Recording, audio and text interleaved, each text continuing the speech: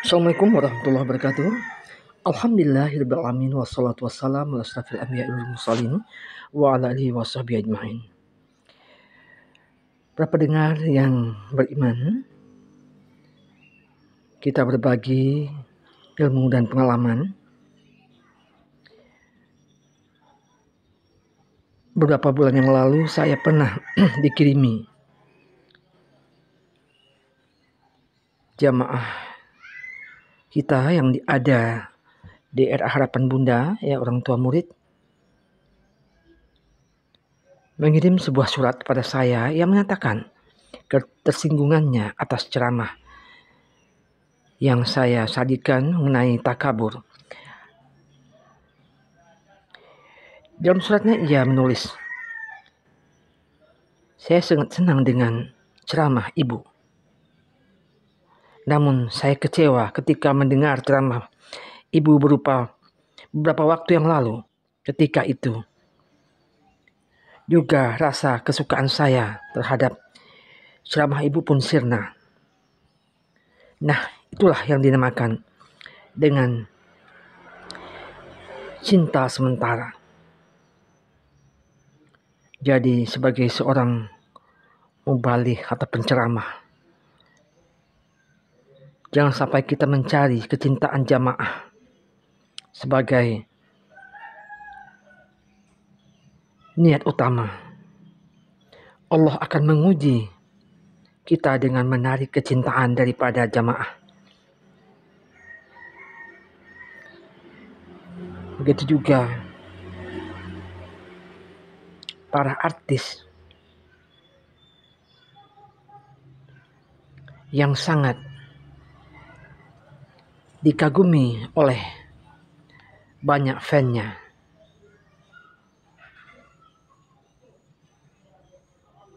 Namun berjalannya waktu, muncullah artis-artis yang baru, sehingga kecintaan para fans pun berubah. Hal ini disebabkan kecintaan makhluk itu bersifat sementara atau temporer. Jika target kita dalam hidup ialah untuk memperoleh kecintaan sesama manusia, kita tidak akan selalu menemui kecintaan itu dan akan mendapat kekecewaan. Di sini saya akan berbagi tentang kisah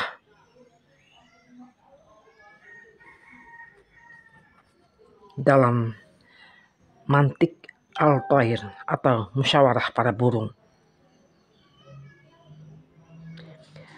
Faridun Attar berkisah tentang kelompok para burung yang tengah mencari imam mereka. Burung-burung itu memilih Hudud sebagai pemimpin karena ia dianggap burung yang paling kaya akan pengalaman.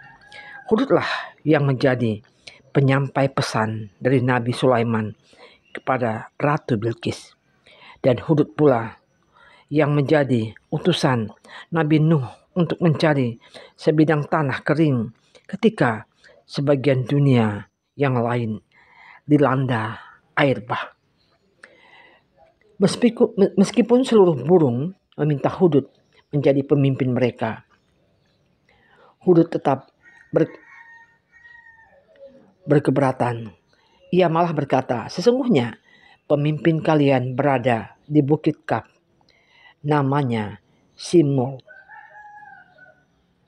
Kesanalah kalian pergi menuju." Hudud lalu menggambarkan keindahan Simul. Semakin digambarkannya, semakin sedemikian rupa sehingga para burung yang lain jatuh cinta. Para burung pun memohon agar Hudud mau mengantarkan mereka ke hadapan Simul. Namun sebelum mengajak mereka ikut serta, Hudud terlebih dahulu menceritakan beratnya perjalanan yang harus ditempuh untuk menuju Simul. Setelah mendengar betapa sukarnya jalan yang akan dilalui, sebagian besar burung mengurungkan niatnya. Burung bulbul misalnya mengajukan keberatan. Aku mencintai Simul dan ingin menjumpainya, tetapi sekarang ini cintaku telah terpatri pada setangkai bunga mawar. Jika kupikirkan tentang kelopak mawar yang merekah, kurasa aku tak perlu lagi berpikir tentang Simul. Cukuplah bagiku keindahan mawar itu. Ku yakin sepenuhnya mawar itu akan selalu mengembangkan putik-putik sarinya karena kecintaannya kepadaku. Aku tak bisa hidup jika harus meninggalkannya. Aku tak mau hidup jika tak dapat lagi memandang rekahan mawar itu. Lalu Hudud pun berkata, ketahuilah kecintaan kamu terhadap mawar itu adalah kecintaan yang palsu. Janganlah engkau terpesona akan keindahan lahiriah. Mawar hanya merekah pada musim semi.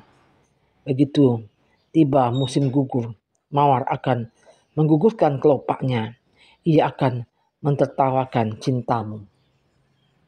Para pendengar, melalui kisah ini, Paridin Atar mengajarkan bahwa sesungguhnya kecintaan makhluk itu adalah sementara.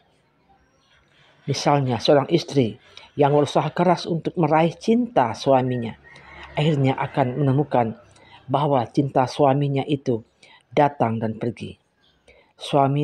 Suaminya tak mencintai ia untuk sepanjang masa. Ada masa ketika cinta suaminya berkurang atau bahkan hilang sama sekali. Demikian pula sebaliknya, seorang suami tak akan memperoleh cinta yang kekal dari istrinya.